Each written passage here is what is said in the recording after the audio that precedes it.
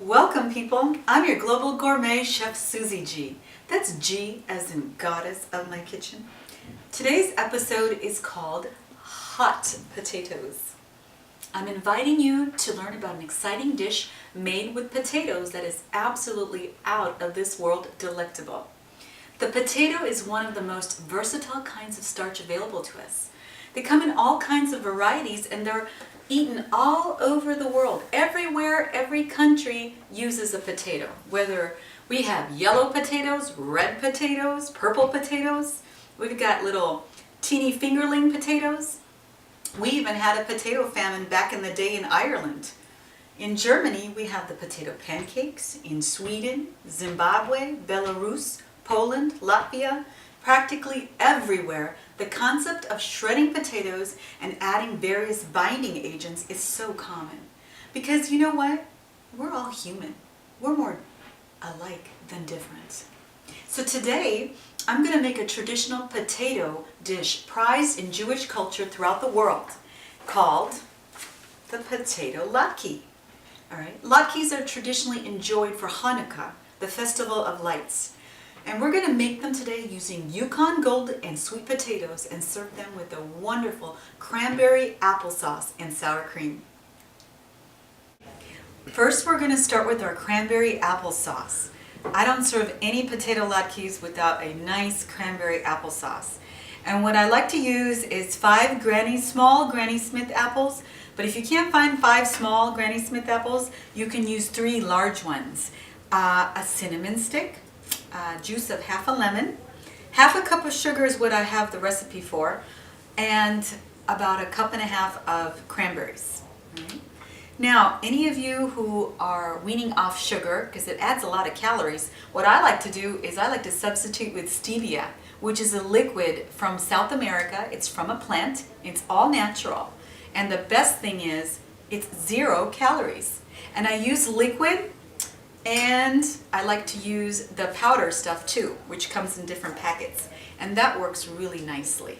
So what we're going to do is we're going to take the Granny Smith apples. Now, they're nice and tart. And I went into the refrigerator. I know last night I put 3 Granny Smith apples. But this morning, when I went into the refrigerator, I got a different apple. So I don't know who took my apple.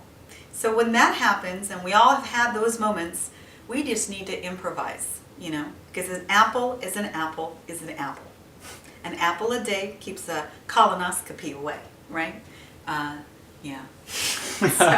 So we're going to get started on our apples. Ideally, try to get a Granny Smith, okay? So I just like to cut the ends of my apples.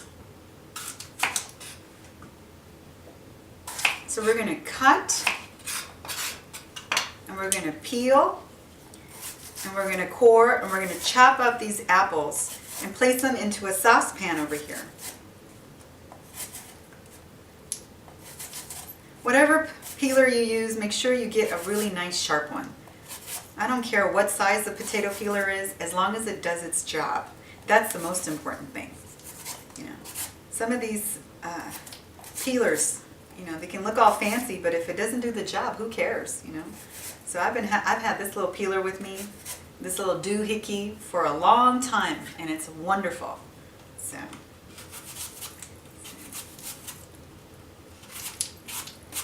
just peel the apples.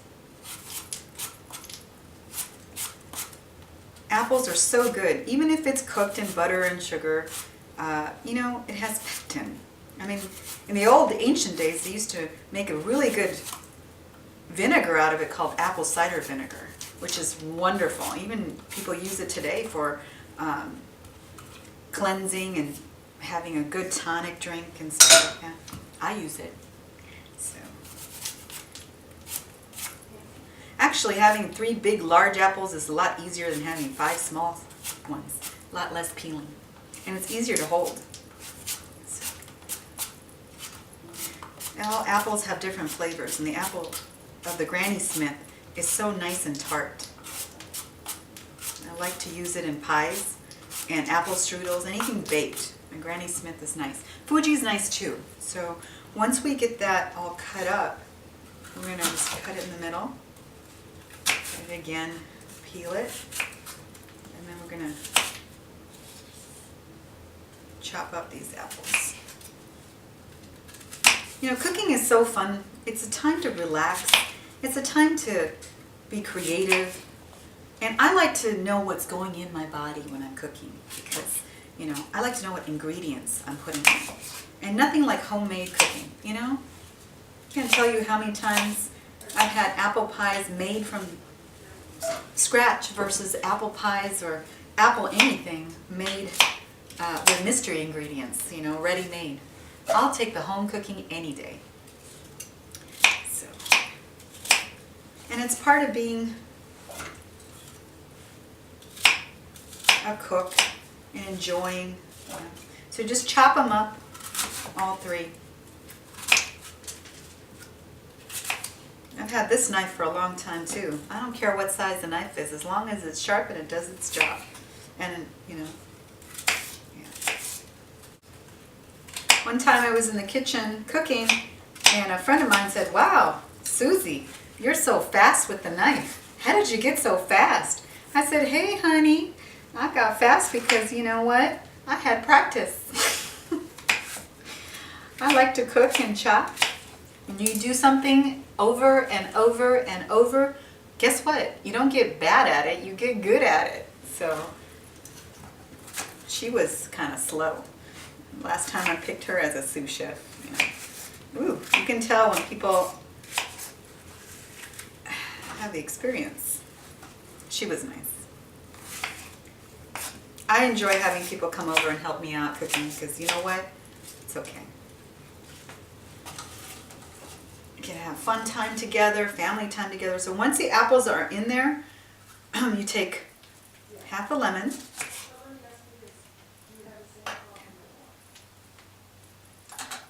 I like to put all my peelings all at once. Half a lemon, juice of half a lemon. I like to use this. I've got this really nice lemon juicer that I picked up, this depression thing. It's amazing what you can find at the antique stores. Old is gold. It's great. So I take a juice of half a lemon, and if you can't find a strainer nearby, just hold your hand out like this and let the seeds just get in your hands. Make sure your hands are washed. Okay. Okay. You turn on the heat and allow that to start really starting to simmer. You can add a little bit of water if you want to start. So you're going to let that cook and boil. Once it gets boiling, you want it to soften and get tender, not too mushy though. So about 15 minutes is a good time to cook. All right? And cover that on medium-high for about 15 minutes. Okay, now the apples have boiled, are starting to boil, and they're getting fork tender. And at this point, what I like to do is I like to taste my goodies. So, all right, here we go. You don't want them too mushy. Take a little bite. Ooh, it's hot. Hot potatoes. No, they're hot apples. Okay. That's pretty good. But you know what? It needs a little more sugar. And instead of sugar, I'm using a 0-calorie stevia. So the great thing about sugar and salt and stevia or whatever seasoning, you can always, here's the rule of cooking. You can always add, but you can't take away. So I like to start out sometimes with the recipe, and then sometimes I like to just add more sugar or salt. And in this case, the apples are really tart. So, you know, you can't always predict exactly how the apples are going to be every time you cut into one. So when you're cooking, it's good to try and taste. It's a great fringe benefit of being a cook in the kitchen. Add another stevia, and that will balance out the tartness. Okay.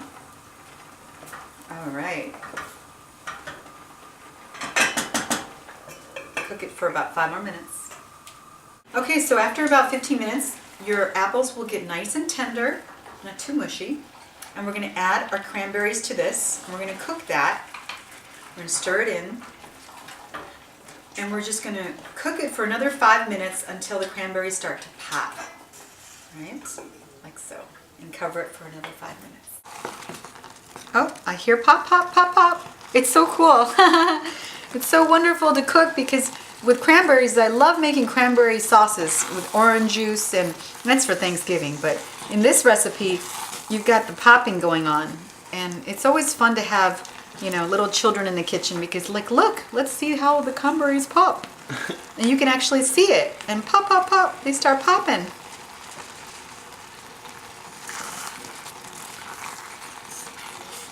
And the skin of the cranberry releases a really nice pink color with the apples. It's just really nice. Oh, there we go. They're popping. You can check on it.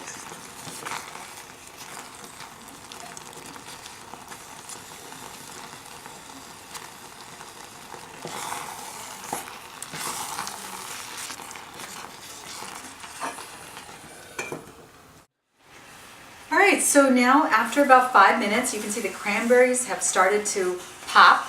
And it's really pretty because it releases a nice pink flavor. And then we just turn off the burner and let it sit, our cranberry apple sauce, sit and just kind of sweat while we get started on our potato latkes. So now we're going to get started on our latkes. We're going to take 6 medium Ukon Gold potatoes, and then I use 1 sweet potato. Okay, and we're going to grate them, and I like to grate it using a really big. I've had this with me for a long time. You can tell by the dip.